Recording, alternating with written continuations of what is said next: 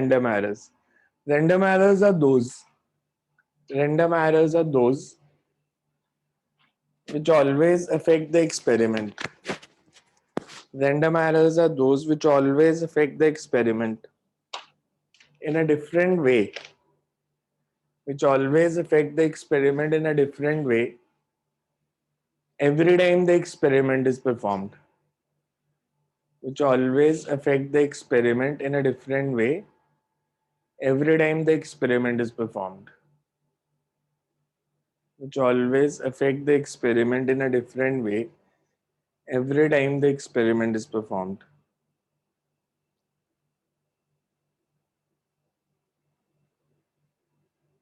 For example,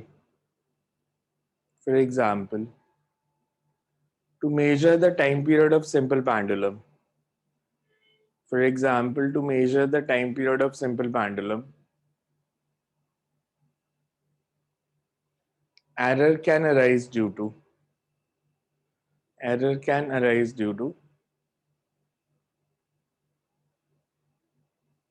vibrations in the air. Error can arise due to vibrations in the air.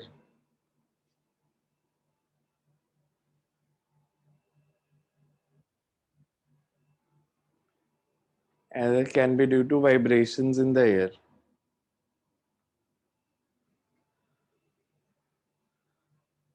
The vibrations can be due to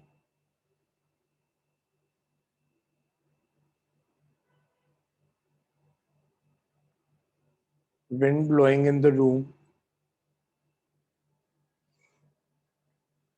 or cracker exploding nearby. First point क्या था sir?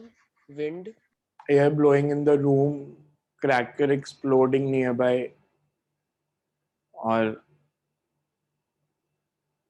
sound vibrations due to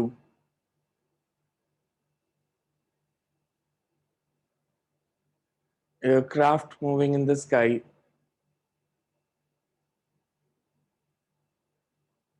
or seismic vibrations,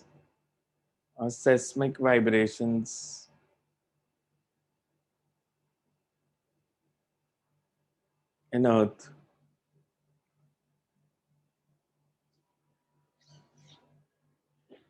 As every time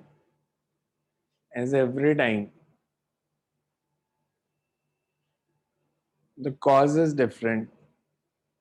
As every time the cause is different, therefore, as every time the cause is different, therefore, random errors. As every time the cause is different, therefore, random errors can never be removed from an experimental result. Random errors can never be removed from an experimental result. क्योंकि हमें cause नहीं पता और हर बार ही cause different हो सकता है, तो random errors will always remain there. वो किसी भी रीजन से हो, but they will be there. Random error will never be removed. Next is absolute error. Absolute error. Absolute error होता है आप किसी भी चीज, कोई भी एक्सपेरिमेंट कर रहे हो, कोई भी रीडिंग ले रहे हो, तो आपने अगर 9th में भी एक्सपेरिमेंट किए होंगे, 9th में कोई किया था एक्सपेरिमेंट या नहीं किया था? 10th में तो नहीं किया बिकॉज स्कूल नो ही नहीं सर। गए आप.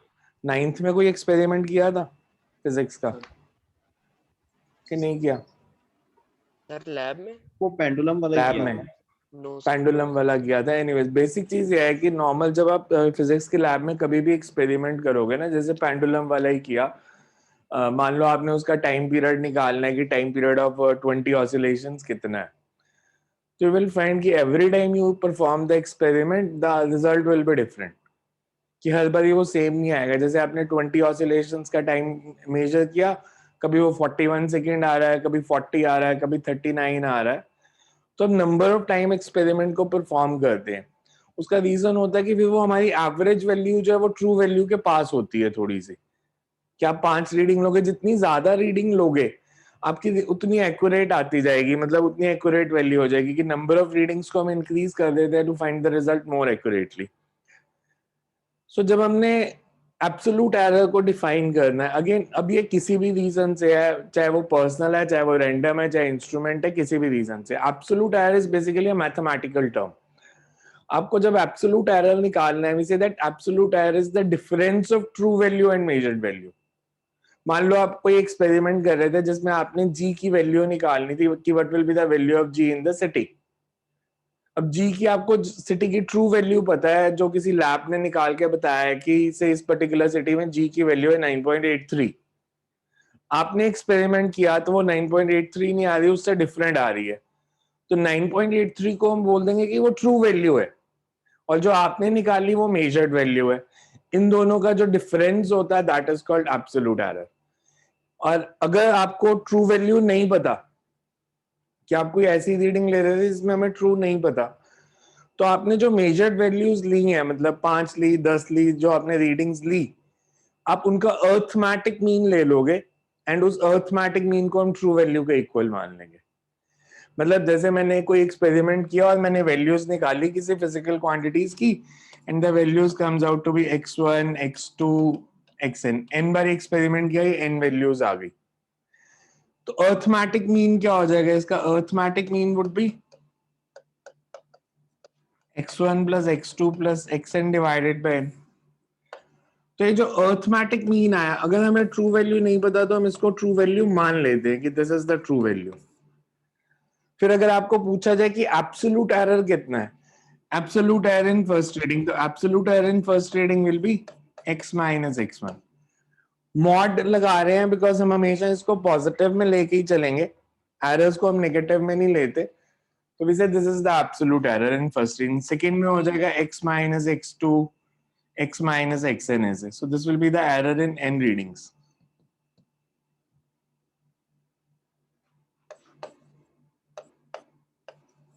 जब भी हम ऐसे बार लगा देंगे it means it's arithmetic mean. So अगर ट्रू वैल्यू पता है तो वेल एंड गुड, नहीं पता तो आपने n रीडिंग्स लिए हैं, उसका अर्थमेटिक मीन आपकी ट्रू वैल्यू हो जाएगी। ट्रू वैल्यू और मेजर्ड वैल्यू, इसको हम बोलेंगे this is absolute error in first reading, this will be absolute error in second reading, this is absolute error in nth reading।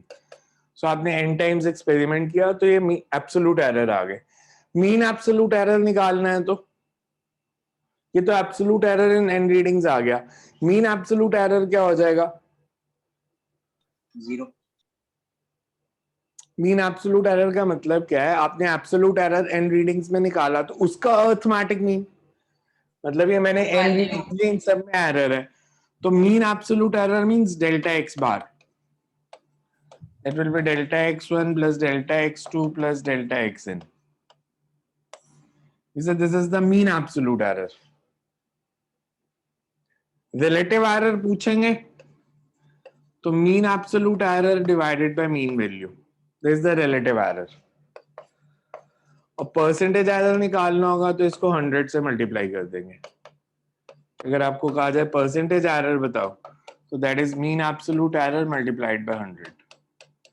सो ये बेसिकली मैथमेटिकल एरर है जो आपको एक्चुअल में फिजिक्स के एक्सपेरिमेंट जब आप करोगे तो आपको निकालने हैं, कि आपने कोई एक्सपेरिमेंट कर रहे हो, कुछ भी वैल्यू निकाल रहे हो, उसे आपके अलग अलग आएंगे, जैसे time period of body oscillating, या वेवलेंथ ऑफ साउंड वेव निकालनी है, या ट्यूनिंग फोक की वेवलेंथ निकाल, फ्रीक्वेंसी निकालनी है। तो कोई भी एक्सपेरिमेंट करोगे आप नंबर ऑफ रीडिंग्स लोगे, एक रीडिंग हम कभी नहीं लेते, हम 8, 10, 12 रीडिंग्स लेंगे। जितनी ज्यादा रीडिंग्स लोगे एक्सपेरिमेंटल रिजल्ट उतना एक्यूरेट आता है हमेशा। तो आपने नंबर ऑफ रीडिंग्स ली, उन सब का अर्थमेटिक मीन ले लिया, that will B true value. फिर हर रीडिंग में एब्सोल्यूट एरर निकाला, मीन एब्सोल्यूट एरर और परसेंटेज एरर। नॉर्मली प्रोसीजर यही है, पर आपको स्कूल टीचर्स बोलते नहीं इतना करने के लिए, वो सिंपल कहते हैं कि हर रीडिंग में एरर निकाल दो और दैट्स इट। परसेंटेज एरर कभी बोलेंगे निकालो, कभी कहेंगे रहने दो इस एक्सपेरिमेंट में, but this is how the experiments should be done. समझ में आया तीनों में डिफरेंस? एब्सोल्यूट एरर अगर डिफाइन करना है तो absolute error is difference between true value and measured value. True value given है तो बहुत अच्छी बात है, नहीं गिवन तो जितनी रीडिंग्स ली हैं उनके अर्थमेटिक मीन को हम ट्रू वैल्यू ले लेंगे। एब्सोल्यूट एरर निकालना है तो n रीडिंग्स ली हैं, सब में अलग अलग एब्सोल्यूट एरर निकाल लेंगे, difference between true and measured value.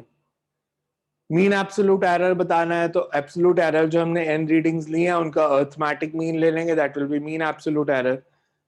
Relative error is ratio of mean absolute error upon mean value, और relative percentage error is multiplied by 100। Clear है इतना? तो फिर हम इसको लिख लें, इसमें कुछ पूछने वाला है तो पूछ लो, नहीं तो इसको लिख लेते हैं सारे को। क्लियर है? So you can write absolute error. It is the difference between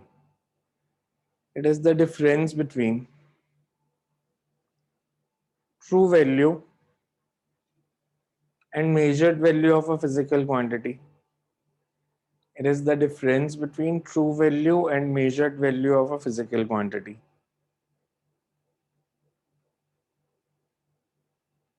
If true value is not given, for the physical quantity,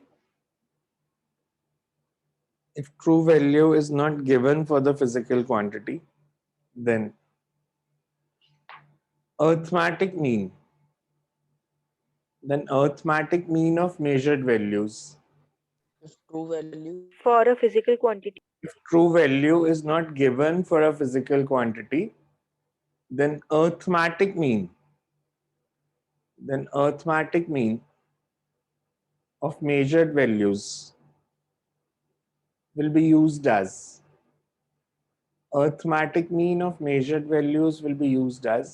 true value.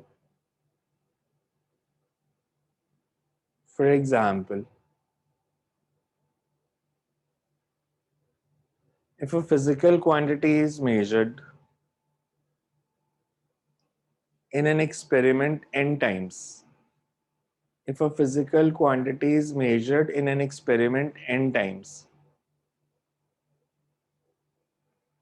then the measured values are x1, x2 up to xn.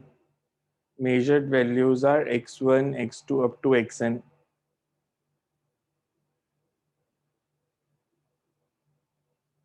The arithmetic mean of measured values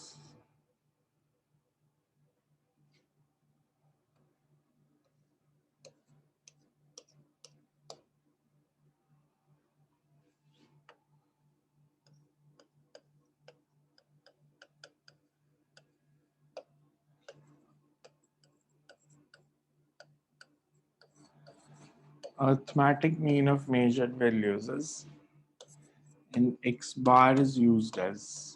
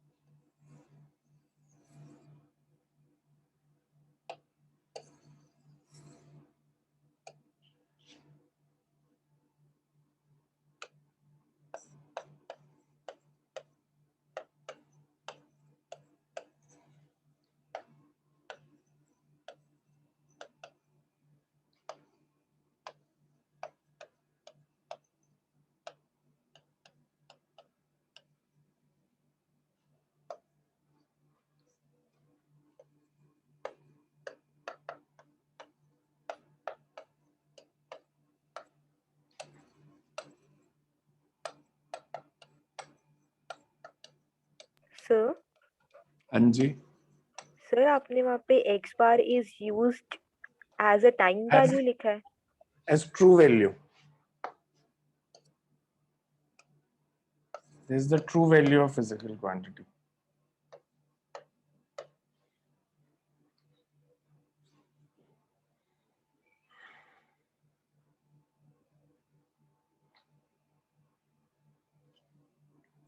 excuse me sir. हाँ जी। Sir यहाँ पे delta का sign क्या signify कर रहा है? Delta always signifies difference. Physics में जब भी डेल्टा लगा होगा ना तो दैट इज डिफरेंस। जैसे हम v को लिख देते हैं, this is potential, delta v is potential difference. तो delta always signifies change. Okay. Excuse तो मी यहाँ पे सर। भी डिफरेंस ले रहे हैं। हाँ जी, सर आपने x बार माइनस x1 के साइड पे ये जो ब्रैकेट्स टाइप डालेंगे एब्सोल्यूट वैल्यू के लिए डालेंगे। हाँ, इसका मतलब होता है कि इसकी वैल्यू पॉजिटिव ही लेनी है, चाहे x1 बड़ा है चाहे x बड़ा है। मतलब x बार माइनस x1, ये पॉजिटिव और नेगेटिव दोनों वैल्यूज आ सकती थी। हमने मॉड लगा दिया, इसका मतलब होता है मॉड का मतलब कि आपने उसका पॉजिटिव ही लेना है। जैसे मान लो x बार की वैल्यू है, कुछ मैंने वैल्यू ली, x बार की वैल्यू थी से 3.2 और x1 की वैल्यू थी 3.4। तो जब मैंने डिफरेंस लिया that comes out to be -0.2, तो आपने मॉड लगाने का मतलब है आपने इसकी पॉजिटिव मैग्नीट्यूड लेना है, साइन नहीं लेना साथ में, आपने इसको 0.2 ही लेना है। उसका अभी रीजन पता चलेगा कि why errors always add, कि हम नेगेटिव साइंस नहीं लेते। नहीं तो मतलब अगर मान लो कभी पॉजिटिव वैल्यू आ रही कभी नेगेटिव, तो हो सकता है एवरेज वैल्यू 0 ही आ जाए, बट उसका मतलब ये नहीं है ना कि हमारा एक्सपेरिमेंट ठीक है। मतलब हर बार ही एरर है तो उसको पॉजिटिव में लेके चलेंगे।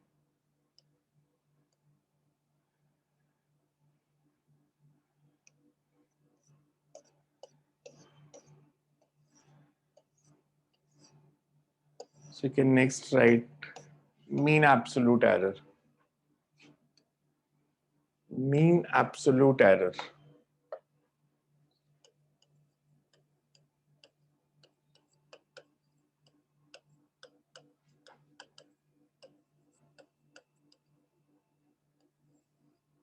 So you can write, it is the arithmetic mean of.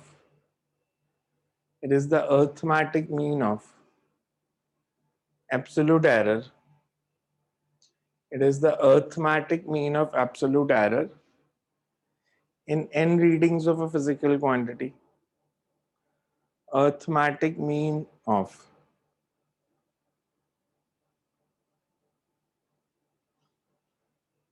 absolute error in n readings. Arithmetic mean of absolute error in n readings of an experiment. If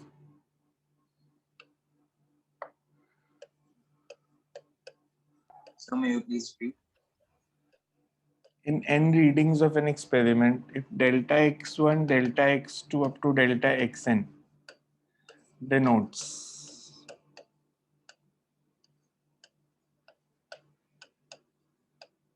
absolute error in n readings,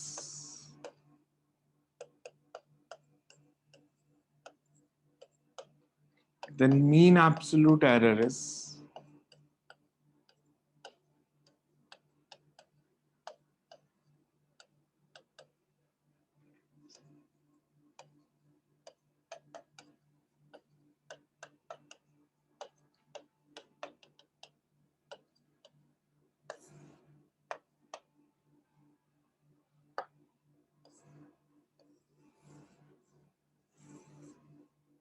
so this is the mean absolute error.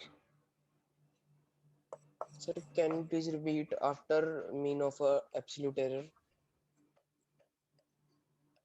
कहाँ तक लिखा आपने? Absolute error तो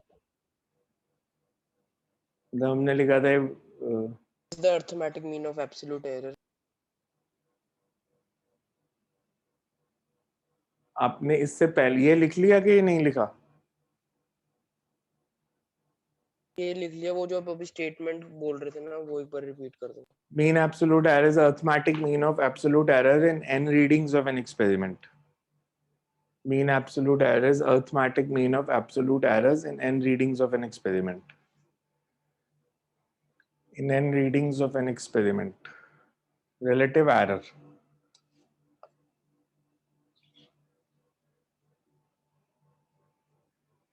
It is the ratio of. It is the ratio of mean absolute error to the true value of a physical quantity. Mean absolute error to the true value of physical quantity. That is. Sir ये relative error वाला बताना दोबारा, वो net problem आ गई। It is the ratio of mean absolute error to the true value of physical quantity. to the true value of physical quantity. So relative error is, दोनों में से किसका फायदा है, एब्सोल्यूट एरर का या रिलेटिव एरर का? ये पिछली बार ही बताया था, दोनों में रिलेटिव का, बिकॉज एब्सोल्यूट से तो कुछ पता नहीं चलता जब तक ये नहीं पता कि आप एक्चुअल वैल्यू कौन सी मेजर कर रहे थे। सन के मास में 5 किलो का एरर है तो इट्स अ स्मॉल एरर, आपके मास में 5 kg का एरर है तो इट्स अ लार्ज एरर। तो इट्स ऑलवेज द रिलेटिव कि रिलेटिवली एरर है कितना। So it's always the relative term which are looked, whenever you go into the statistics parts, it's always the relative things which are important rather than the absolute values.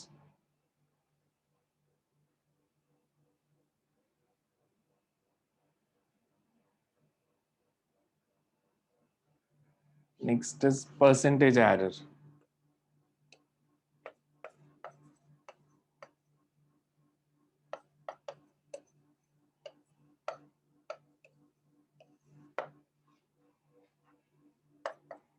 इसका formula ही है relative error multiplied by 100। Percentage हम ऐसे ही निकालते हैं।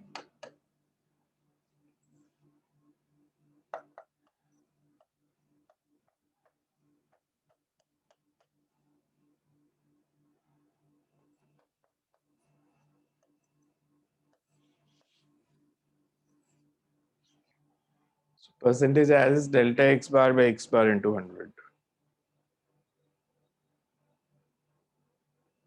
अब ये definitions होगी, इनमें से भी लास्ट की 3 इंपॉर्टेंट है, हमें मैथमेटिकली ज्यादा देखने की जरूरत है रादर देन डेफिनेशंस। आपसे कोई नहीं पूछेगा कि इंस्ट्रूमेंटल एरर क्या होते हैं या सिस्टमैटिक एरर क्या होते हैं, इस पे हमेशा न्यूमेरिकल्स आते हैं एरर्स के टॉपिक पे। तो जब हम न्यूमेरिकल्स की बात करेंगे, फिजिक्स में कितनी तरह के मैथमेटिकल ऑपरेशंस इन्वॉल्व होते हैं। मैथमेटिकल ऑपरेशन जैसे एडिशन, सब्ट्रैक्शन, ऐसे कितने मैथमेटिकल फंक्शंस इन्वॉल्व होते हैं जब आप फिजिक्स की कोई इक्वेशन लिखते हो।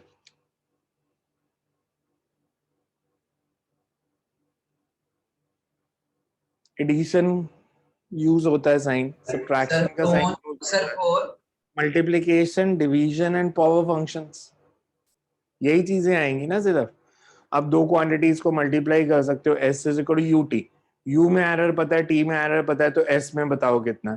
सो multiplication is involve. Density, mass over volume, mass में एरर पता है, वॉल्यूम में पता है, डेंसिटी में एरर निकालना है, तो मल्टीप्लिकेशन हो सकती है, डिवीजन हो सकती है, एडिशन, सब्ट्रैक्शन, कई बार एक से ज्यादा भी, जैसे s is equal u t plus half a t square, तो u multiplied by t, multiplication आ रही है, प्लस का साइन भी आ रहा है, पावर फंक्शन भी आ रहा है, टी स्क्वायर। तो जब भी हम एरर्स निकालने हैं तो हमें सब 5 ऑपरेशंस आने चाहिए कि हाउ द एरर्स प्रोपेगेट। हम दो नंबर्स को ऐड करें तो एरर्स में क्या फर्क पड़ेगा, सब्ट्रैक्ट करें तो क्या फर्क, एरर्स कैसे प्रोपेगेट होंगे। मान लो जैसे मैंने आपको एक फिजिकल क्वांटिटी दी से ए, और उसमें एरर है डेल्टा ए का, मतलब जो ट्रू वैल्यू है वो ए है और उसमें डेल्टा ए का एरर है। तो मेजर्ड वैल्यू को जो लिखते हैं, ये पहले समझ लो एक जैसी चीजें हैं, फिर इकट्ठा मैं लिखा दूंगा सारा। मेरे को अगर मेजर्ड वैल्यू ऑफ ए लिखनी है तो मैं उसको ऐसे लिखता हूं कि this would be a plus minus delta a. A plus minus delta a का मतलब है कि इसकी ट्रू वैल्यू तो ए है, एरर डेल्टा ए का है, तो वो ए से डेल्टा ए ज्यादा या डेल्टा ए कम कुछ वैल्यू हो सकती है, मतलब इन दोनों के बीच में लाई करेगी वैल्यू। सिमिलरली अगर मेरे को मेजर्ड वैल्यू ऑफ बी लिखनी है तो दैट वुड बी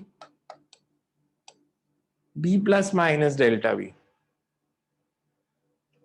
अगर मैं बोलूं measured value of a plus b बताओ,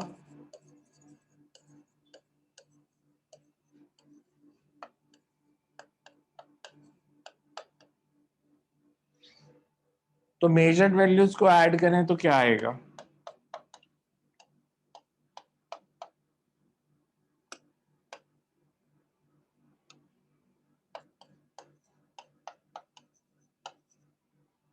इसको मैं ऐसे लिख सकता हूं, this can be written as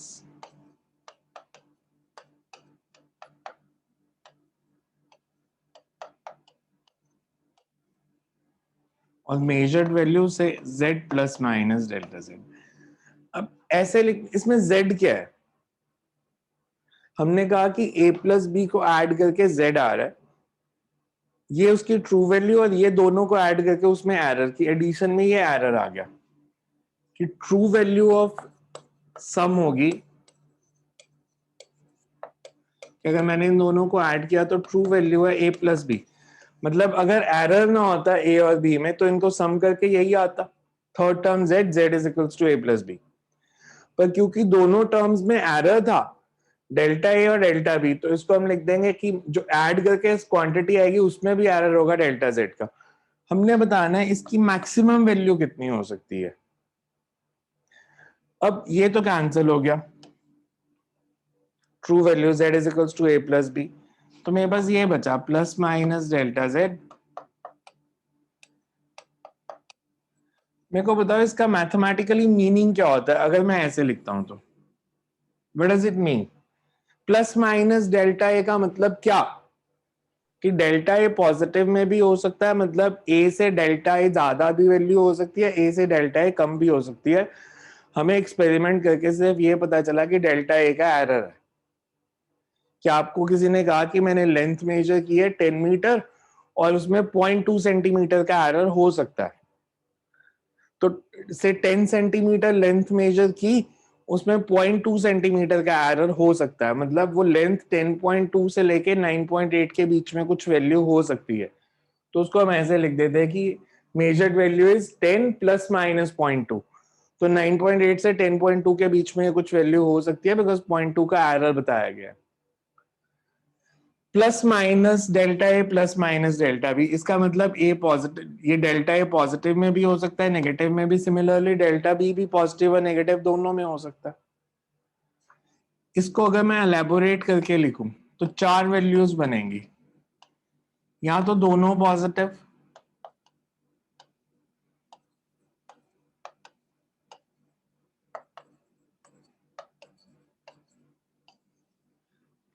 अगर दोनों पॉजिटिव है, इसको भी पॉजिटिव में लिया इसे भी पॉजिटिव में, तो एरर हो जाएगा delta A plus delta B. एक पॉजिटिव एक नेगेटिव है तो दो वैल्यूज माइनस डेल्टा ए प्लस डेल्टा बी है, डेल्टा ए माइनस डेल्टा बी, और दोनों नेगेटिव भी हो सकते हैं। इनमें से मैक्सिमम वैल्यू कौन सी है? First one delta A plus delta B. Delta A हम प्लस इसको डेल्टा फर्स्ट वन हम इसको ऐसे लिख देते हैं, आपको एग्जाम में मिनिमम एरर कभी नहीं निकालना होता, they always say find the maximum possible error. तो we say maximum possible absolute error is sum of absolute error in the two quantities.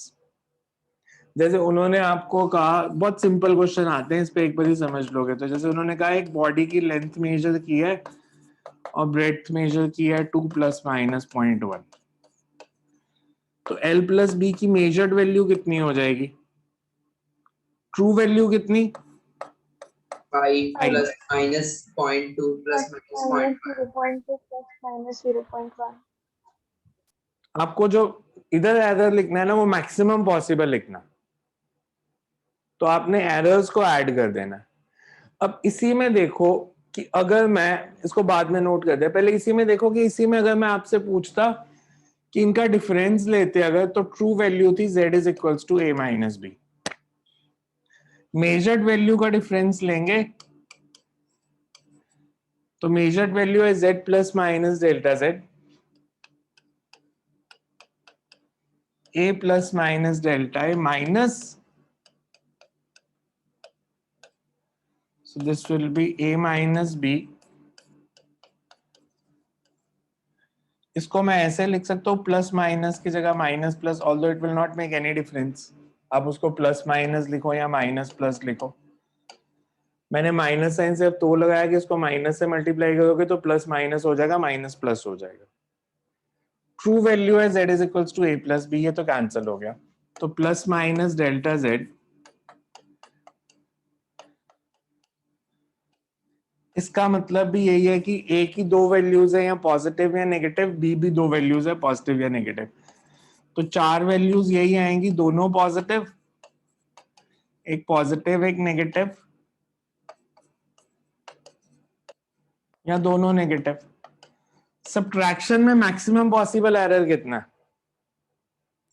Sir last वाला माइनस सब्ट्रैक्शन में डेल्टा मैक्सिमम पॉसिबल तो अभी भी यही है ना, यस मैक्सिमम वैल्यू तो यही आएगी delta A plus delta B.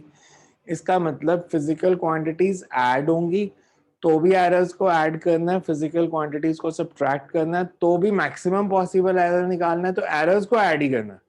Errors always add, अच्छी तरह दिमाग में बिठा लो। एब्सोल्यूट एरर्स ऐड करने हैं, रिलेटिव करने हैं, कुछ भी करना है वो फिजिकल ऑपरेशन के हिसाब से, मैथमेटिक्स के हिसाब से, एडिशन सब्ट्रैक्शन मल्टीप्लिकेशन डिवीजन में बदल जाएगा। पर ये याद रखना है एरर सब्ट्रैक्ट नहीं करते हम कभी। मैक्सिमम पॉसिबल एरर निकालना है तो जितनी भी क्वांटिटीज हैं सब में जो एरर्स हैं उनको ऐड ही करना है। एडिशन और सब्ट्रैक्शन में एब्सोल्यूट एरर ऐड होंगे, हम अभी मल्टीप्लिकेशन डिवीजन में प्रूव कर देंगे कि रिलेटिव एरर्स ऐड होंगे, पर एरर्स होंगे ऐड ही। तो इसी में अगर मैं अब आपसे जैसे पूछता, अगर मैं वापस जाऊं पिछले पेज पे, अगर मैं आपसे पूछूं L माइनस बी की मेजर्ड वैल्यू क्या होगी, L माइनस बी की ट्रू वैल्यू क्या है? 5 L माइनस बी 5 है, 1 है। 1 प्लस एरर कितना है? 0.3 0.3 एरर्स ऐड ही होने। समझ में आया कि यस सर क्वांटिटीज को ऐड करो या सब्ट्रैक्ट करो, जब मैक्सिमम पॉसिबल एरर निकालना है तो एरर्स नहीं सब्ट्रैक्ट करने, एरर्स ऐड करने हैं। बिकॉज वी से this is not the error, this is maximum possible कितना हो सकता है, तो मैक्सिमम पॉसिबल ऐड करके ही निकालना है। क्लियर इतनी चीज? ये दो ऑपरेशन की एडिशन होगी, सब्ट्रैक्शन होगी, मतलब इसी तरह के सम भी आ जाते हैं नीट में, तो कई बार ऐसे सीधा ही आ जाता है कि L प्लस बी की वैल्यू बताओ, या जब हम मल्टीप्लिकेशन कर लेंगे तो वो बोलेंगे लेंथ दिया, ब्रेड दिया, एरिया निकाल दो। इस पे आ सकता है कि आपको दिया कि एक रेक्टेंगुलर शीट है, उसकी लेंथ और ब्रेड दे दी, पैरामीटर निकालो। तो पैरामीटर मतलब कैसे निकालेंगे? 2L plus 2 2L plus b, तो L प्लस बी तो आपने निकाल ही लिया, उसको 2 से मल्टीप्लाई कर देंगे। तो वो उस तरह के क्वेश्चंस हम बाद में करते हैं, अभी कैसे किस तरह के क्वेश्चंस आ सकते हैं। फिर फिजिकल फॉर्मूलाज पे भी आएंगे, मतलब जैसे आपने से time period of spring pendulum, ये फॉर्मूला दे देंगे, वो मास में एरर दे देंगे, के में दे देंगे, इसमें बताओ कितना है। तो इस तरह के न्यूमेरिकल्स आएंगे इस चैप्टर पे, और एक पक्का आएगा, चाहे आप नीट में तो 100% श्योर एरर्स का एक न्यूमेरिकल हर साल आता है नीट के पेपर में। स्कूल एग्जाम में, फाइनल एग्जाम में डायमेंशंस का या इसका एक, मतलब मैं पक्का नहीं कह सकता आपके स्कूल टीचर किस में देंगे, फर्स्ट यूटी में दोनों में डायमेंशंस का भी एक न्यूमेरिकल आएगा, एरर्स का भी एक आएगा, तो थोड़े अच्छे से करना। जेई मेंस में पक्का नहीं है, बिकॉज जेई मेंस में जब हम नॉन मेडिकल की करेंगे तो इसके अलावा 2-3 चीजें और इस चैप्टर में ऐड कर देंगे जो आपने एक्चुअल में प्रैक्टिकल्स में करनी है। स्क्रू गॉज और वर्नियर कैलिपर्स वो थ्योरी के सिलेबस का पार्ट नहीं है, वो प्रैक्टिकल के सिलेबस का पार्ट है। स्कूल का भी पता नहीं क्या सीन होता है, आपके प्रैक्टिकल्स हो पाते हैं या नहीं हो पाते। सो अगर नहीं होंगे तो फिर ऐसे जो प्रैक्टिकल्स हैं, जो स्क्रू गॉज वर्नियर कैलिपर्स, जो हमें जेई मेंस में भी काम आने हैं, बिकॉज वो इतना ध्यान नहीं रखते कि स्कूल नहीं लगे, जैसे पिछले साल भी स्कूल नहीं लगे, पर फाइनल जेई मेंस में उन्होंने सब डाल दिया जो सिलेबस से कट किया था वो भी। तो अगर नहीं लगेंगे स्कूल में तो फिर वो प्रैक्टिकल्स मैं करा दूंगा, मैं समझा तो उसको ऑनलाइन भी सकता हूँ डिवाइस हाथ में पकड़ के, अदरवाइज जब ऑफलाइन क्लास शुरू हो जाएगी तो ऑफलाइन क्लास में भी समझा सकता हूँ कि स्क्रू गॉज और वर्नियर कैलिपर्स के एक्सपेरिमेंट कैसे करने हैं।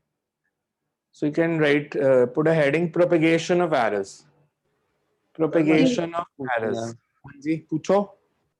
सर जैसे आपने कहा कि अगर हमें दिया हो कि मैक्सिमम एरर फाइंड आउट करनी है तो हमें ऐड करना है, और अगर सिंपली लिखा हो कि फाइंड द एरर सिंपली तो लिखा ही फिर नहीं भी होगा, add- बस भी तो 4 वैल्यूज हो जाएंगी। बिकॉज अगर वो सिर्फ एरर देंगे फिर तो ये 4 वैल्यूज हो सकते हैं, तो वो एक पर्टिकुलर आंसर पूछते हैं ना। तो ऐसे कभी नहीं आया आज तक कि उन्होंने कहा एरर निकालो। अगर इन्होंने नहीं भी लिखा ना मैक्सिमम पॉसिबल, तो आपने मैक्सिमम पॉसिबल ही निकाला, वो चाहे सिर्फ एरर भी लिख दे, बिकॉज नंबर मैक्सिमम पॉसिबल के ही मिलने हैं। तो अगर आपके स्कूल टीचर मेंशन नहीं भी करते तो भी आप निकाल लोगे मैक्सिमम पॉसिबल ही। Excuse me sir. हाँ जी सर पूछो। हमें अभी स्कूल में काइनेमेटिक्स स्टार्ट करवा दिया है। आपका मैथमेटिकल टूल्स हो गया? No sir. स्कूल कौन सा आपका? innocent arts. तो शुरू सीधा काइनेमैटिक्स से पहला यूनिट पूरा छोड़ दिया, मैथमेटिकल टूल्स भी छोड़ दिए। Yes sir, सीधा काइनेमेटिक्स से स्टार्ट करती है। और काइनेमैटिक्स में जब आप आगे बढ़ना शुरू करेंगे, मेरे को पता नहीं वैसे वो किस वे में चल रहे हैं। अब नॉर्मल आप जैसे वेलोसिटी की बात करो ना, वेलोसिटी को हम 9th में तो ऐसे लिख देते थे कि v is equals to delta x by delta t, है ना। पर 11th में काफी सारे न्यूमेरिकल्स में उसके हम डिफरेंशियल फॉर्म लिखते हैं, dx बाय dt, उसको हम कहते हैं डिफरेंशिएशन। अब डिफरेंशिएशन और इंटीग्रेशन, इसको कैलकुलस मेथड कहते हैं। आपका स्कूल मेरे को समझ में आ गया किस पैटर्न पे चल रहा है। आपका स्कूल लास्ट ईयर वाला रिड्यूस्ड सिलेबस पढ़ा रहा है, बिकॉज लास्ट ईयर जो बोर्ड ने सिलेबस कहा था उसमें ये टॉपिक नहीं था। उन्होंने कहा था कैलकुलस मेथड मत कराओ, पर इस साल तो बोर्ड ने कहा है कि कैलकुलस मेथड भी करना। और इसके लिए पहले हमें एक छोटा सा चैप्टर करना पड़ता है। मतलब हम बहुत ज्यादा दिन नहीं लगाएंगे, बट एटलीस्ट 2 to 3 डेज हमें लगाने पड़ते हैं। उसको हम बोलते हैं मैथमेटिकल टूल्स, काइनेमैटिक्स पे जाने से पहले। मैथमेटिकल टूल्स इज 2 टॉपिक है उसमें, डिफरेंशिएशन और इंटीग्रेशन। इनका काइनेमैटिक्स में यूज होना है, काइनेमैटिक्स के न्यूमेरिकल्स में यूज होना है। मैथ्स के सिलेबस में ये 12th में है, तो नॉन मेडिकल वाले तो इसको 12th में डिटेल में पढ़ेंगे, बिकॉज ये जो मैं 3 दिन में कराऊंगा, आपको मैथ्स के टीचर 12th क्लास में इस पे 3 महीने लगाएंगे। आर.डी. शर्मा का पूरा एक वॉल्यूम है जिसमें सिर्फ यही 2 टॉपिक दिए हैं, डिफरेंशिएशन और इंटीग्रेशन। बट हम उतनी डिटेल में तो नहीं कर सकते, ना ही हमारे पास टाइम होगा। हम सिर्फ उतना सा पार्ट करेंगे जितना फिजिक्स में एटलीस्ट पहले 3 महीने के लिए चाहिए, बिकॉज मैं अभी सारा करा दूंगा तो जब तक हम ज्यादा डीप में जाएंगे तब तक आप फिर ये भूल जाओगे वाला पार्ट। तो अभी मैं डिफरेंशिएशन इंटीग्रेशन इतनी सी करा दूंगा कि हमें काइनेमैटिक्स और लॉज ऑफ मोशन में प्रॉब्लम ना है, फिर उसके बाद देखते जाएंगे। तो बिना इसके चैप्टर काइनेमैटिक्स हो नहीं सकता। काइनेमैटिक्स कराने के लिए मेरे को पहले ये करना पड़ेगा। काइनेमैटिक्स हमारा शुरू होगा most probably by Friday. Friday से पहले नहीं हो सकता। और स्कूल के साथ हम रेस भी नहीं लगा सकते। मतलब हम समर वेकेशन में, जब नॉर्मली भी ऑफलाइन क्लासेस भी लगती है ना, हम एक बार ही समर वेकेशन में स्कूल्स को काफी पीछे छोड़ देते हैं, क्योंकि स्कूल में क्लासेस बंद है, हमारी चल रही है, तो हम स्कूल से आगे निकल जाते हैं। समर वेकेशन खत्म होती है, हफ्ता नहीं बीतता, फिर वो हमसे आगे निकल जाते हैं। तो हम उनके साथ रेस नहीं लगा सकते, पॉसिबल ही नहीं है। वो बहुत एफिशिएंट टीचर्स हैं, बहुत स्पीड पे काम करा लेते हैं, और हमें उस तरह से करना नहीं है। हमारा मेन फोकस है कि 11th के फाइनल एग्जाम्स में आपके अच्छे नंबर आने चाहिए। हाफ ईयरली में भी आ जाएंगे, बिकॉज तब तक भी सिलेबस हो जाता है। बट मेन इज नीट और जेई, मेंस और एडवांस, ये क्लियर होने चाहिए। दैट्स मेरा फोकस, इस पे रहता है कि आपको ना तो नीट में दिक्कत आए, ना जेई मेंस और एडवांस में आए। वहां पे जाके आपको लगे कि इजी था पेपर, कुछ नहीं था, हमने सब किया हुआ था। मैं स्कूल की ज्यादा टेंशन लेता नहीं है, आपको भी ज्यादा लेने की जरूरत नहीं है। हाँ, ये गारंटी देता हूँ, ढंग से पढ़ोगे 90 मार्क्स आ जाएंगे फिजिक्स में, तो बहुत ज्यादा टेंशन लेने की जरूरत नहीं है। वो बहुत स्पीड पे कराएंगे। जैसे मैं आपको एग्जांपल देता हूँ, हीट एंड थर्मोडायनामिक्स में हमें रफली 20 लेक्चर लगते हैं, एपीजे उसे 2 लेक्चर्स में करा देता है। तो हम उनके साथ compete कर ही नहीं सकते कभी। Excuse me sir. हाँ जी। सर एक लॉग फंक्शंस भी स्कूल में हमारे करवा रहे थे, वो है अभी 11th में फिजिक्स में लॉग? नहीं, अभी नहीं यूज होगा कहीं पे। ओके लॉग में कुछ है नहीं, मतलब एरर्स में। सर, वो सर ने सबसे पहले स्टार्टिंग ही उधर से किया लॉग। अच्छा, वो आपके स्कूल में मैथमेटिकल टूल्स पहले कराया होगा ना, आपके स्कूल में मैथमेटिकल टूल से शुरू किया होगा। फिर अगर वो लॉग फंक्शन करा रहे हैं, मतलब उन्होंने अभी यूनिट्स एंड डायमेंशंस नहीं कराया, तो आपको मे भी कैलकुलस शुरू करा दी होगी। सर अभी उन्होंने यही मैथमेटिकल टूल्स से स्टार्ट कराया, क्योंकि अभी उनकी 2-3 ही क्लासेस लगी, यही करवा रहे हैं, डिफरेंशिएशन वगैरह सारा जो आप बता रहे हैं। मैथमेटिकल टूल से आपके स्कूल ने शुरू किया। आपका स्कूल कौन सा है? सर संस्कृति के। आपका फिर मैथमेटिकल टूल से शुरू हुआ है। नॉर्मली शुरू के थोड़े दिन में प्रॉब्लम रहती है, जब तक हमारा काइनेमैटिक्स शुरू नहीं हो जाता। केमिस्ट्री और मैथ्स में आपको प्रॉब्लम हो सकती है, बिकॉज स्कूल का और ट्यूशंस के चैप्टर अलग अलग होते हैं। फिजिक्स में ऐसा है नहीं, ना ही पॉसिबल है। आपको स्कूल में भी और ट्यूशंस में भी, अगर फर्स्ट काइनेमैटिक्स किसी टीचर ने शुरू कर लिया तो वो कोशिश करेगा कि 6th यूनिट तक ऑर्डर में ही पढ़ाए, उसके बाद ऑर्डर ब्रेक कर सकते हैं। उसके बाद मैं कोई भी चैप्टर पहले पढ़ा सकता हूँ, बट हमें पहले 6 यूनिट तो ऑर्डर में ही पढ़ाने पड़ते हैं। बिकॉज फर्स्ट आता होगा तो सेकंड समझ आएगा, फर्स्ट और सेकंड आते होंगे तो थर्ड समझ आएगा। तो फिजिक्स ऐसे चल ही नहीं सकती कि मैं सीधा थर्ड करा दूं या फोर्थ करा दूं। तो फिजिक्स में ज्यादा दिक्कत आएगी नहीं। आप मतलब विद इन 15-20 डेज वो सब सिंक्रोनाइजेशन में आ जाता है, स्कूल ट्यूशन फिजिक्स में। केमिस्ट्री में ज्यादा प्रॉब्लम आती है, मैथ्स में भी आती है कई बारी। So you can right. Sir हाँ जी। सर ये जैसे आपने अभी बोला कि एरर्स हम हमेशा ही पॉजिटिव ही लेंगे, बिकॉज मैक्सिमम पॉसिबल निकालना है। और सर ये जैसे मेजर वैल्यू ऑफ ए ली है हमने प्लस माइनस क्यों लिखा है फिर? बिकॉज हमने जब एब्सोल्यूट एरर निकाला था तो उस पर मॉड लगा दिया था। हाँ जी सर। तो फिर वो हो तो पॉजिटिव और नेगेटिव दोनों हो सकता है, इसलिए यहाँ पॉजिटिव और नेगेटिव लगाते हैं। Okay sir. So you can write propagation of errors. Propagation of errors in mathematical functions. Propagation of errors in mathematical functions. First heading you put addition. Propagation of errors in mathematical functions, and you put first heading as addition.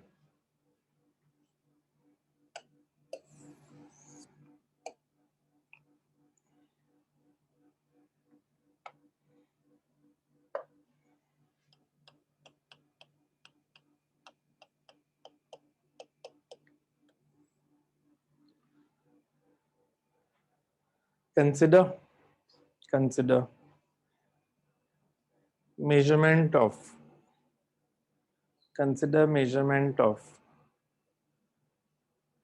two identical physical quantities.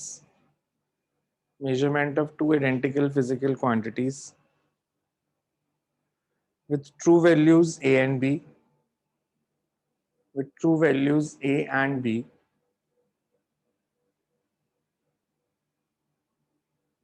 and delta a two with identical two identical quantities with true values a and b,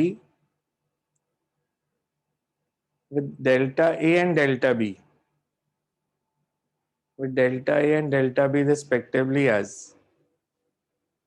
the error in the measurement. Delta a and delta b respectively as error in the measurement. Sir 2 minute पूरी repeat करना sir. यार मेरे को वैसे याद नहीं आता। अब जिन्होंने लिख लिया वो ना लिखना, बिकॉज मेरी लैंग्वेज Con- बदल जाएगी मैं दोबारा लिखूंगा तो। तो बदल दो, वो लिखा था consider two identical Consider two identical physical quantity with true values a and b, with delta a and delta b, as delta a and delta b respectively as error in the measurement. Then you write measured value of a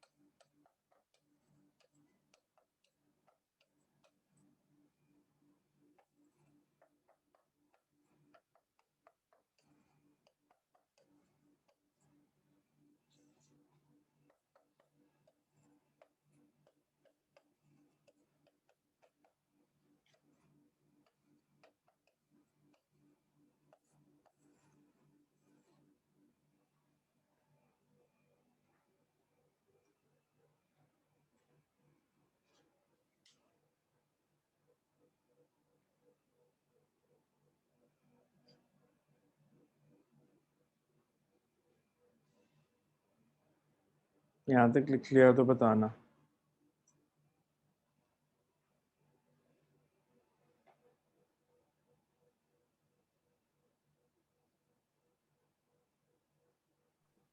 One sir. So you can write this implies that. This implies that the maximum possible absolute error, the maximum possible absolute error in sum of two physical quantities is Absolute error. maximum possible absolute error in the sum of two physical quantities is the sum of absolute errors in the two quantities. Sum of absolute Physical. error. The maximum possible absolute error in sum of two physical quantities is the sum of absolute error in the two quantities. Is the sum of absolute errors in the two quantities. Next, to write subtraction.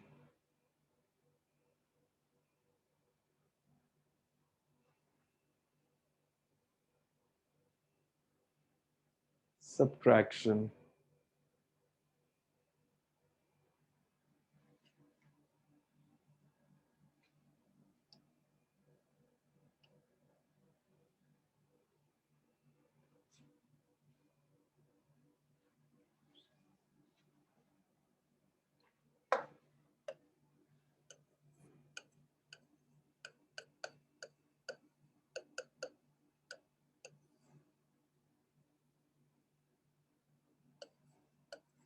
Same उसी form में कर देंगे.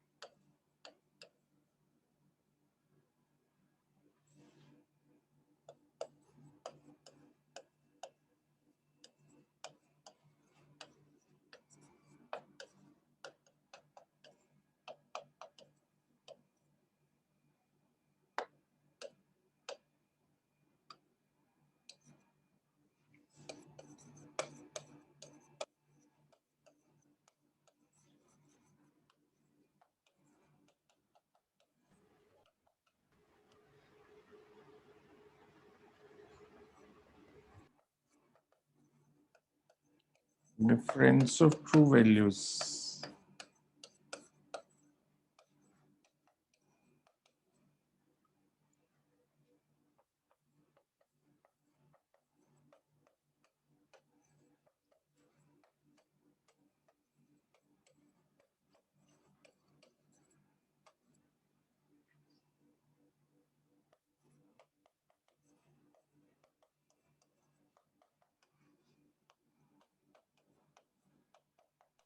Excuse me sir. हाँ जी. Sir जब हमने questions में solve करना है तो हमने डायरेक्टली फॉर्मूला लगाना है या ये भी शो करना है? नहीं, फॉर्मूला लगेगा सीधा. ये नहीं शो करेंगे हम. Okay sir.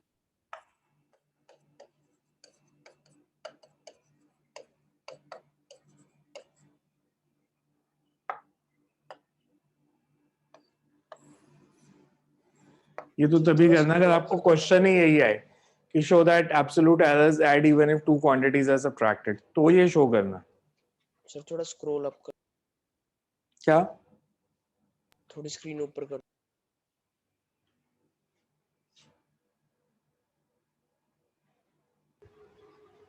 सर इनमें इन्वर्टेड कॉमास क्या रिप्रेजेंट कर रहे हैं? कहाँ पे? सर मेजर्ड वैल्यू ऑफ ए जो है वो सिर्फ लिखने का वे होता है फिजिकल क्वांटिटीज को. आप नहीं भी लगाओगे तो चल जाएगा. बिकॉज मेजर्ड वैल्यू ए एक फिजिकल क्वांटिटी है, वो उसकी ट्रू वैल्यू है, तो उसकी measured value a plus minus delta ही है। Okay sir. नहीं तो मैं अगर a is equal to a plus minus delta है लिख देता, फिर आप कहते हैं ये कैसे हो सकता है a is equal to a plus minus delta, इसलिए उसको इन्वर्टेड कॉमास में लिखा।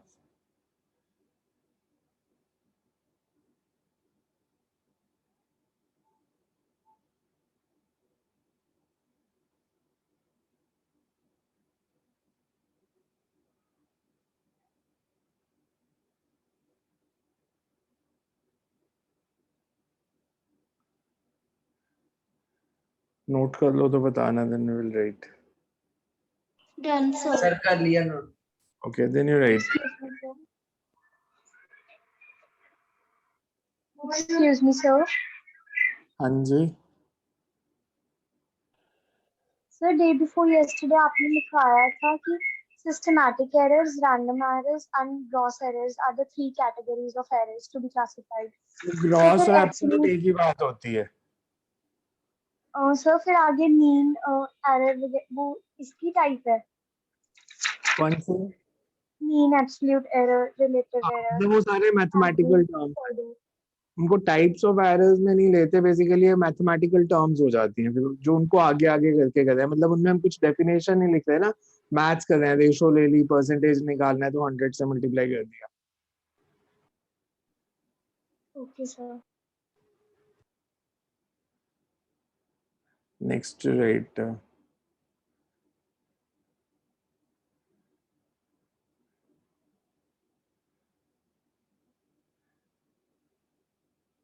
So you can next write इसके आगे पहले एक स्टेटमेंट लिख लो, this implies that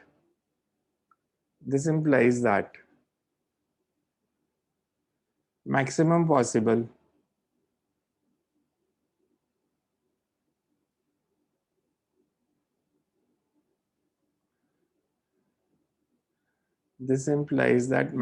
possible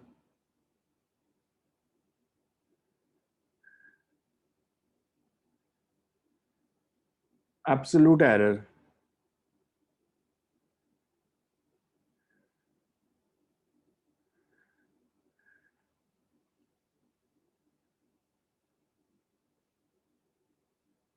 maximum possible absolute error in the difference of two quantities. Maximum possible absolute error in the difference of two quantities is maximum possible absolute error in the difference of two quantities is the sum of absolute error in the two. Sum of absolute error in the two quantities. Sum of absolute error in the two quantities.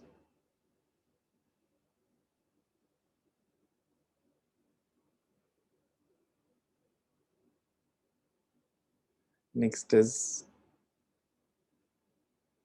multiplication.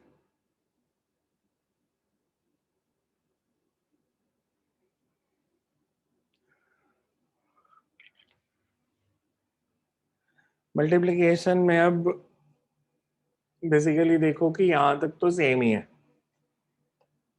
मतलब इसमें तो हम कोई change नहीं करते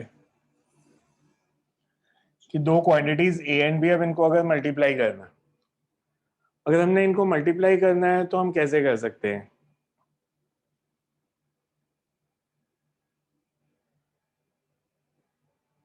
अगर मैंने multiply करूं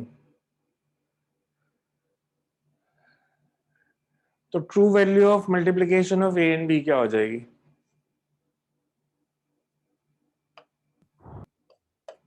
ए इंटू बी,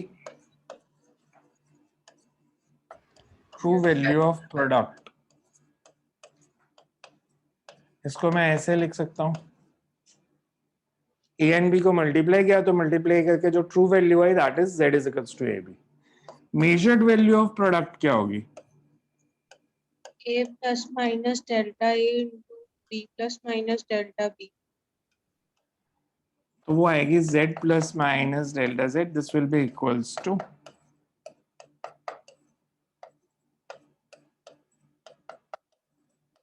ठीक है, यहाँ तक तो कुछ मैंने अभी खास किया नहीं। अगर मैं इधर से z को कॉमन लूं तो क्या आएगा ब्रैकेट में? 1 plus minus delta. ठीक है, ये स्टेप। सिमिलरली इधर मैं ऐसे लूं a को कॉमन तो A upon A.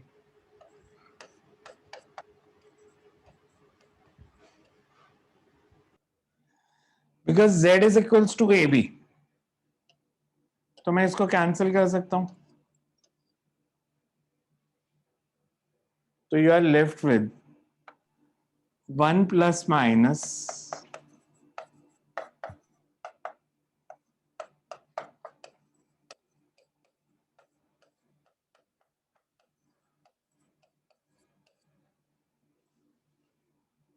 Right hand side को सॉल्व कर दो, आपके पास ये टर्म बची।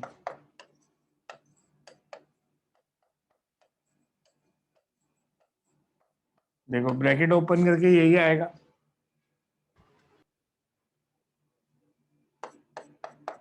यहां तक देखो मैथमेटिकली कुछ गलत लग रहा है तो ठीक है, यहां तक। Yes sir. इनमें से कौन सी टर्म है जो स्मॉल है और निग्लेक्ट हो सकती है?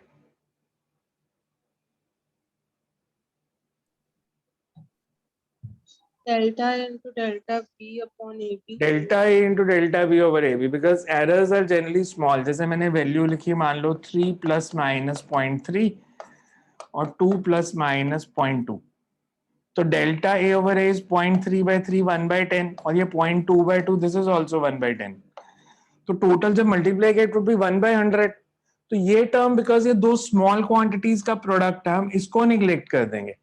मैं इसको निग्लेक्ट कर दूं, 1 कैंसिल हो जाएगा, तो plus minus delta z by z किसके इक्वल आ गया?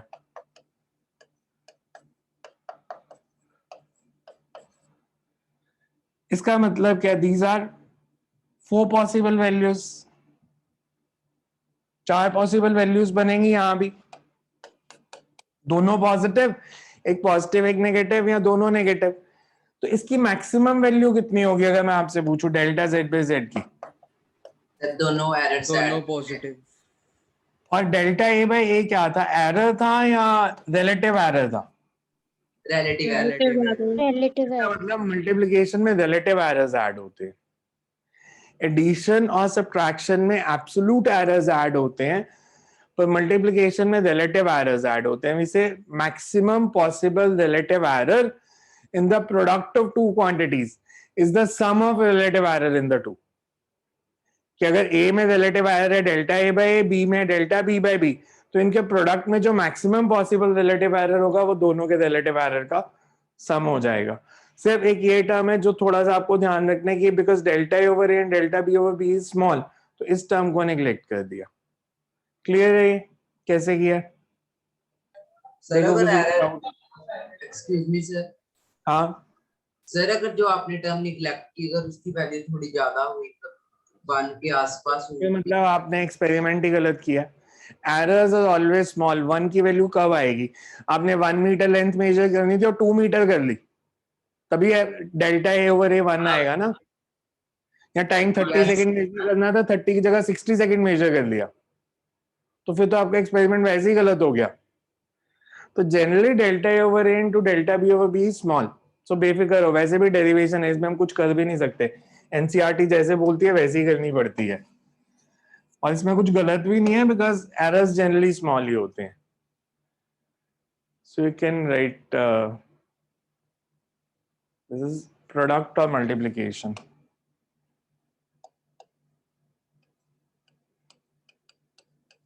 अगर समझ में आ गया तो इसको नोट कर लेना, फिर लास्ट में सेंटेंस जो है मतलब स्टेटमेंट जो है वो मैं लिखा दूंगा। ये समझ में आया सबको कैसे किया? Yes sir. Yes, इसको sir.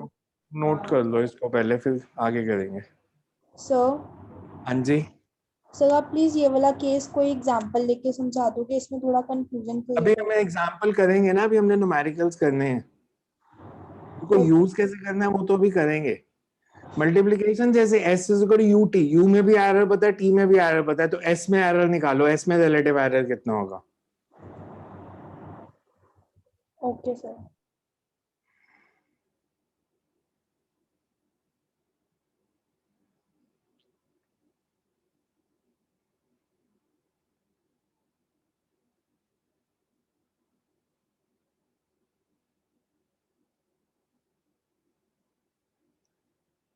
मेरे को पता था आज अभी इसके एग्जांपल्स नहीं होंगे, इसीलिए मैंने जो असाइनमेंट ऐड की थी वो कहा था ट्यूसडे को करना, बिकॉज अभी कल मैं इसके क्वेश्चंस कुछ करा दूंगा, फिर असाइनमेंट सॉल्व हो जाएगी आपसे।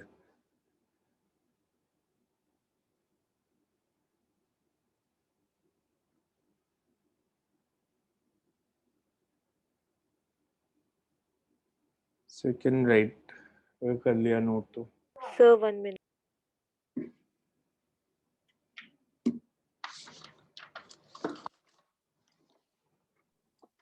सर थोड़ा नीचे करना स्क्रॉल।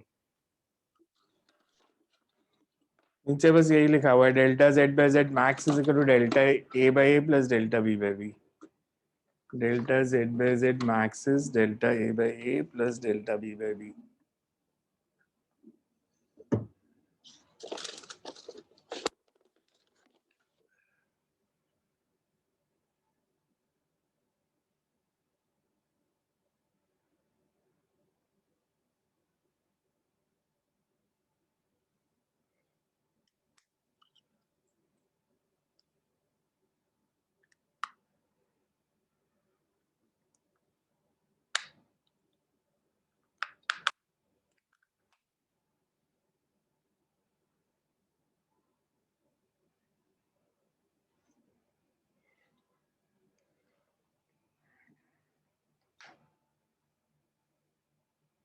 एक सेंटेंस और है बीच में।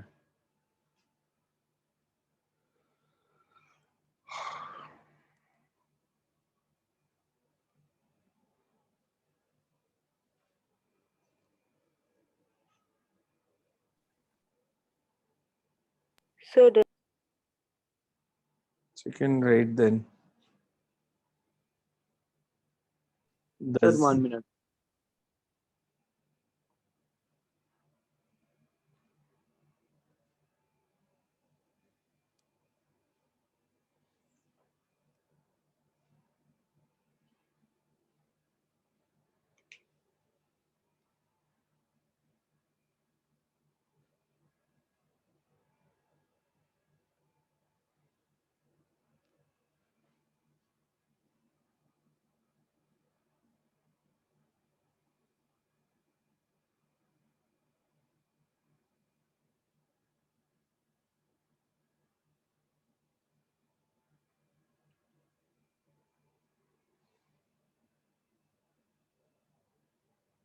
So you can write, कर लिया नोट? Excuse me sir. हाँ जी। Yes sir noted. सर वहाँ पे पूछो। जब हम ब्रैकेट्स खोलेंगे तो साइंस में कोई चेंज नहीं आएगा? जैसे ब्रैकेट खोलने से साइन में कैसे आएगा? 1 को 1 से मल्टीप्लाई करोगे 1, फिर 1 को इससे किया तो प्लस माइनस डेल्टा है b बाय b, ये प्लस माइनस डेल्टा है बाय, इन दोनों को मल्टीप्लाई करोगे तो प्लस प्लस माइनस तो यही रहना ना। इसका मतलब तो यही होता है कि ये प्लस या माइनस दोनों हो सकते हैं। Okay sir. यहाँ पे अगर आपने साथ में लिखना है तो आप लिख सकते हो, एक रीजन देना है तो यू कैन से नेग्लेक्टिंग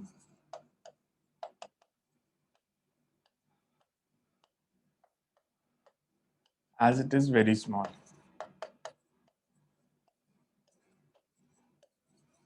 ये टर्म निग्लेक्ट किया मैंने। Next to right division,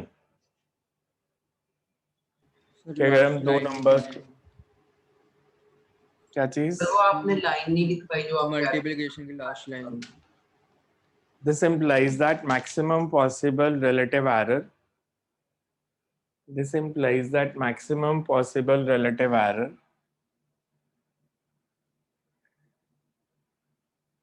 in the maximum possible relative error in the difference in the product of maximum possible relative error in the product of two physical quantities is the sum of relative errors in the two. is the sum of relative errors in the two.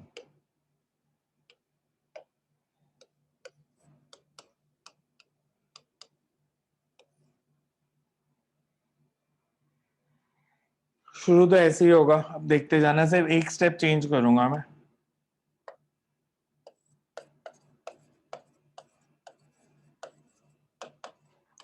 True value in division.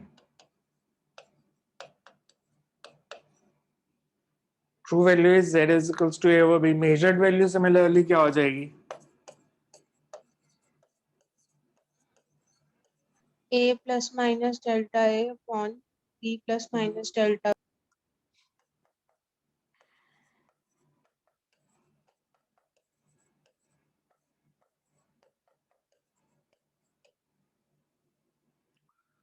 इसको मैं ऐसे लिख सकता हूँ जैसे भी multiplication में लिखा था.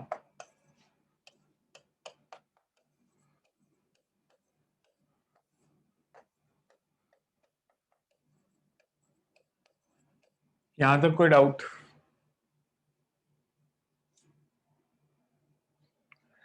Z is equals to A over B. ये cancel. So what you are left with?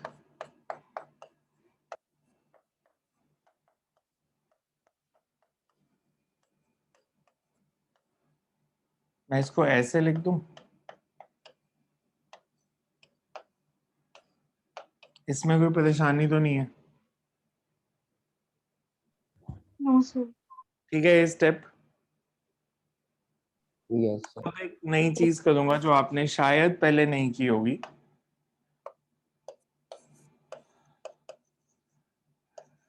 Doing binomial expansion.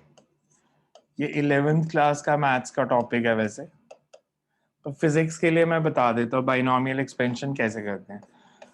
अगर मेरे पास कोई ऐसे फंक्शन है 1 plus x raised to power n and x is small, जैसे यहाँ पे 1 plus minus delta b by b raised to power -1, n की जगह -1 है, x की जगह delta b by b है, तो delta b by b is generally small. तो अगर हमारे पास ऐसे है 1 plus x raised to power n and x is small, तो मैथ्स में हम इसको ऐसे लिख देते हैं एक्सपैंड करके 1 plus nx. पावर को सेकेंड टर्म से मल्टीप्लाई कर देंगे, तभी करेंगे अगर x स्मॉल है. मैथ्स में 11th क्लास में आपका पूरा चैप्टर है, तो मैथ्स में आप ये स्पेशल केस नहीं करते. मैथ्स में तो आप पूरी सीरीज बनाते हो. क्या बाइनोमियल एक्सपेंशन जब पढ़ोगे तो मे भी मैथ्स के टीचर 10-11 दिन उस चैप्टर को चलाएंगे, तो वो तो आप बहुत डिटेल में पढ़ोगे. फिजिक्स के लिए आप इतना याद रख सकते हो कि 1 plus x raised to power n is there and x is small, you can very safely write it as 1 plus nx. साथ में लिखना हो तो ये लिख सकते हो निग्लेक्टिंग हायर ऑर्डर टर्म्स. नहीं भी लिखोगे तो चल जाएगा. इसकी बाइनोमियल एक्सपेंशन करूं तो क्या आएगा सेकेंड टर्म की? अगर मैं पावर को सेकेंड टर्म से मल्टीप्लाई कर दूं, इसमें तो कुछ करना ही नहीं है, ये तो ऐसे ही था. इसकी बाइनोमियल एक्सपेंशन क्या होगी? -1 को इससे मल्टीप्लाई करूं तो प्लस माइनस की जगह माइनस प्लस हो जाएगा. -1 से सेकेंड टर्म मल्टीप्लाई कर दी, फर्क कोई नहीं पड़ा. प्लस माइनस है या माइनस प्लस है, इसका मतलब सिर्फ ये है कि डेल्टा बी बाय बी की दो वैल्यूज हो सकती है, एक पॉजिटिव एक नेगेटिव. वो सिर्फ मैंने क्योंकि बाइनोमियल एक्सपेंशन किया तो मैंने साइन बदल दिया. मैं अगर प्लस माइनस भी रहने देता तो it means the same thing only. इसको अगर आगे लिखें तो you can write plus minus delta z by z. 1 तो कैंसिल हो जाएगा. This will be plus minus delta a by a minus plus delta b by b minus plus delta a delta b upon a b. कौन सी term neglect? Last. Minus delta A. Delta z by z is plus minus delta a by a minus plus delta b by b. Again 4 values, तो maximum possible कितनी? Maximum possible relative error is delta a by a plus delta b by b. मतलब addition और subtraction में absolute errors add करने हैं, multiplication और division में relative errors add करने हैं. इसमें रिलेटिव एरर्स हैं कि maximum possible relative error in the division is sum of relative error in the two quantities. Clear है ये? देखो समझ में आ रहा है तो इसको नोट कर लो फिर। I am repeating in normally मैंने आज तक किसी स्कूल एग्जाम में नहीं देखा कि डेरिवेशन आई हो। इस पे न्यूमेरिकल जरूर आएगा, डेरिवेशन नहीं आती जनरली, अनलेस आपके स्कूल टीचर ने अनइम्पॉर्टेंट चीजें नहीं देनी तो।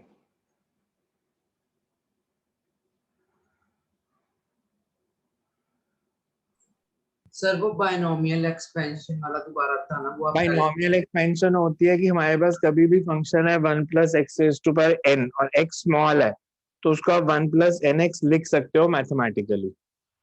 मैथ्स का कंसेप्ट है ये, जिसको बाइनोमियल थ्योरम कहते हैं, तो वो यूज किया है मैंने।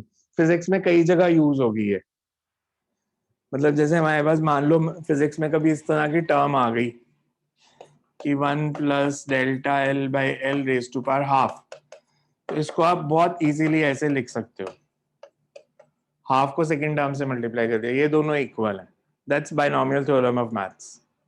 अभी पढ़ी नहीं आपने, पर +1 में ही पढ़ोगे नॉन मेडिकल वाले, तो आपका चैप्टर है ये।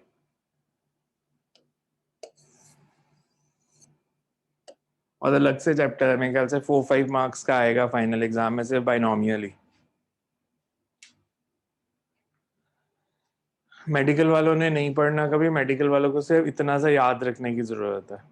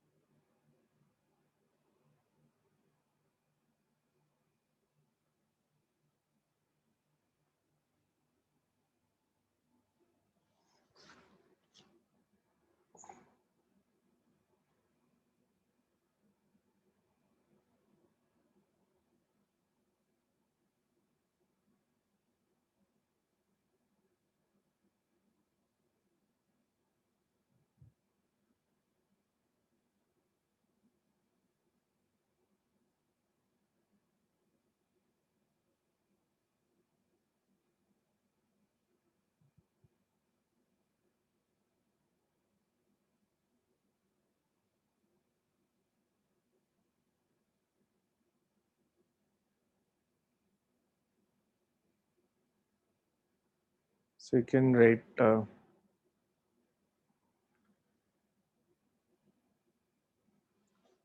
पूरा लिख लो पहले इसको नीचे तक, then we will write.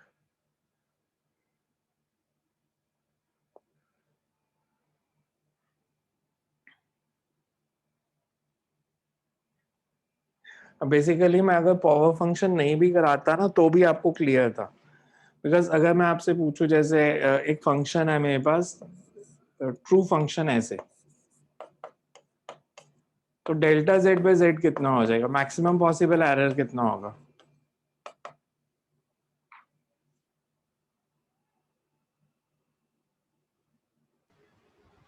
Maximum possible error delta t/t। Basically ये प्रोडक्ट ही है ना, अगर ए बी था तो Δa/a + Δb/b, अब t × t, तो एरर कितना हो जाएगा? 2Δt/t।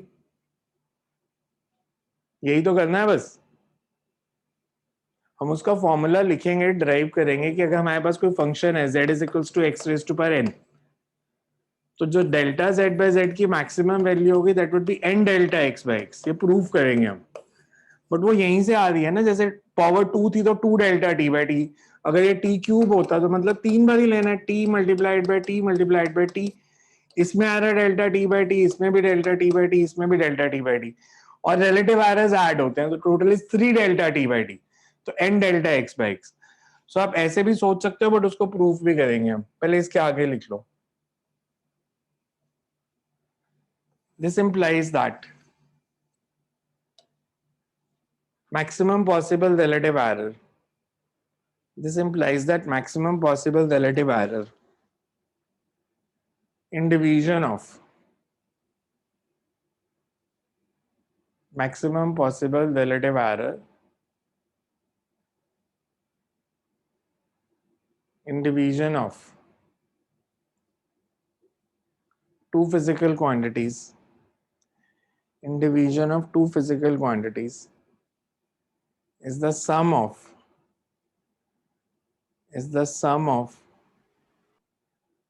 relative error is the sum of relative error in the two quantities is the sum of relative error in the two quantities is the sum of relative error in the two quantities.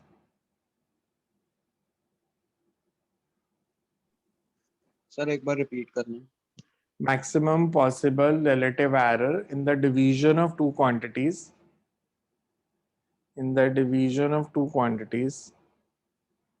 is the sum of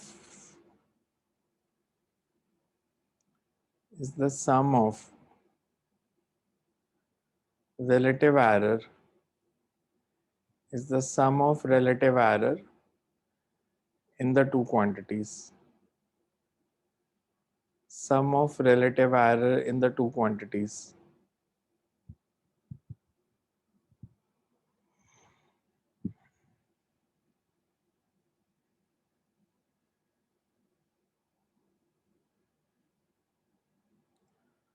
So next is power function. Power function.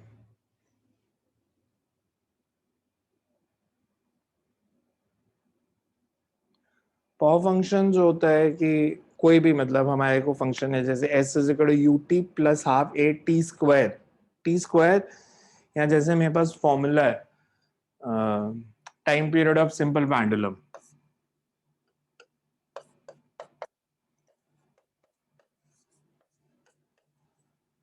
तो this is basically power functions आ गए यहाँ पे l raise to power half and g raise to power minus half. अब t square वाला तो आप कर सकते थे कि t square means t into t, तो दो को प्रोडक्ट ही है बेसिकली. इसको तो हम ऐसे नहीं कर सकते.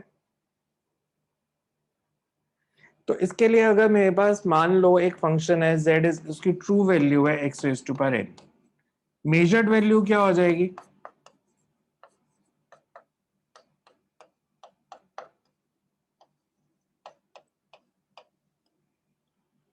मैं इसको ऐसे लिख सकता हूं,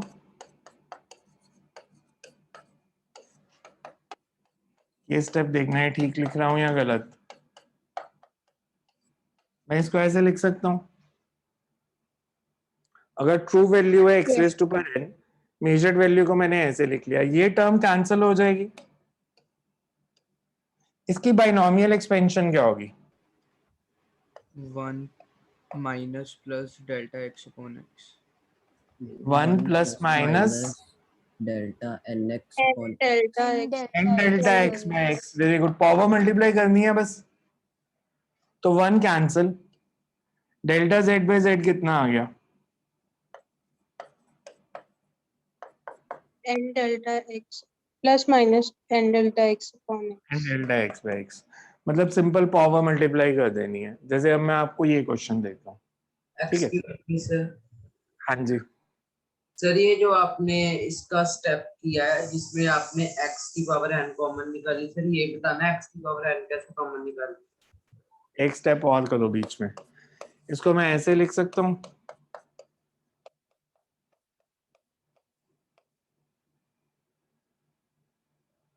लिख सकता हूँ कि नहीं लिख सकता?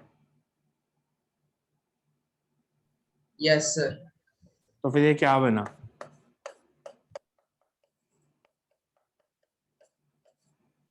Okay sir. मैथ्स है वो तो.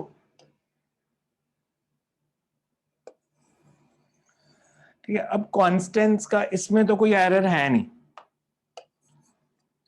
l raise to power half में एरर कितना होगा? जैसे x raise to power n में एरर था n delta x by x, तो l raise to power half में half delta l by l, इसमें एरर कितना होगा? minus 1 by minus 1 by 2 delta g by g. Errors always add, minus नहीं लेना कभी भी. पावर पॉजिटिव है या नेगेटिव है, बिकॉज इसका मतलब यही था ना, दो वैल्यूज हो सकती हैं पॉजिटिव या नेगेटिव. तो इसकी भी मैं इसको ऐसे लिखता, अगर मैं सिर्फ इसमें पूछूं कि इसमें एरर कितना है, तो I will say plus minus half delta g by g. तो इसको मैं लिख सकता हूँ minus plus delta g by g. तो जब मैक्सिमम पॉसिबल एरर निकालना है तो नेगेटिव साइन लेना है या नहीं? नहीं, मैक्सिमम पॉसिबल में नेगेटिव साइन नहीं लेना। तो we say delta t by t is equals to half delta l by l plus half delta g by g. मतलब इसमें एरर निकाला और इसमें एरर निकाला और ये दोनों क्वांटिटीज मल्टीप्लाई हो रही हैं, और मल्टीप्लिकेशन में कौन सा एरर ऐड होता है, एब्सोल्यूट या रिलेटिव? relative relative इसमें रिलेटिव एरर कितना था? Half delta l by l. इसमें रिलेटिव एरर है half delta g by g. तो मल्टीप्लिकेशन में टोटल एरर हो जाएगा half delta l by l plus delta g by g. अब मेरे को जल्दी से एक बताना है, मैं एक इक्वेशन लिखता हूं, मेरे को बताओ डेल्टा जेड बाई जेड कितना होगा? ए क्यूब में एरर कितना होगा? C delta A by b square में 2 delta 2 b by delta d B by D under root c में half delta half c delta upon c delta upon C by by T. And D में delta D by D. Delta D delta by D D. By ये multiplication है या division है? मतलब A cube multiplied by B square divided by under root C multiplied by D.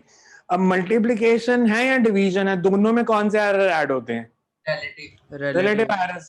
तो सबमें relative errors निकाला, this will be the relative error in Z. तो इस तरह से हम क्या करेंगे, मतलब आपको कोई फॉर्मूला दिया होगा, अब फॉर्मूला दिया और जो क्वांटिटीज उसमें एरर दिया है, तो हमने एब्सोल्यूट एरर या रिलेटिव एरर कैसे निकालना है वो। तो अभी इतना समझो, आप 4 क्वांटिटी समझो, ये मैं कल लिखा दूंगा पावर फंक्शन, और फिर इसके कल सिर्फ न्यूमेरिकल्स करेंगे कि एरर्स के जो आज हमने फॉर्मूला किए, और कल एक पावर फंक्शन करेंगे, ये वाली छोटी सी डेरिवेशन लिखेंगे। तो इनको आप न्यूमेरिकल्स में कैसे यूज करोगे, कल से अब उसकी प्रैक्टिस करेंगे। सो आज वाला इसलिए पढ़ के देख लेना पहले ध्यान से, तो कल इसके आगे शुरू करेंगे फिर। Excuse me sir. हाँ जी, सर ये जो आपने अभी वो क्या कहते हैं क्वेश्चन कराया था A क्यूब B इसके वाला एक मिनट से निकालना। वो कल करा दूंगा, आप इसी पे फोकस रखो, अभी वो कल करेंगे सब। सर उसमें एक चीज पूछनी थी क्वेश्चन में। क्या पूछो? सर ऐसे ही अगर पूछ। सर अगर उसमें जो बेस में था अगर उसमें प्लस का साइन होता मल्टीप्लाई में रूट सी वो प्लस कल करेंगे, कल वैसे क्वेश्चन भी करेंगे। जैसे रेजिस्टेंस इन पैरेलल का फॉर्मूला क्या होता है? R1 R2 पैरेलल में लगे, इक्विवेलेंट रेजिस्टेंस कितनी होगी? 1/R1 plus 1/R2 R1 R2 upon R1 plus R2, R1 R2 divided by R1 plus R2। मतलब मल्टीप्लिकेशन भी हो रही है, डिवीजन भी हो रही है, एडिशन भी हो रही है। तो पहले R1 plus R2 को अलग से सॉल्व करेंगे, तो करेंगे वैसे क्वेश्चन भी।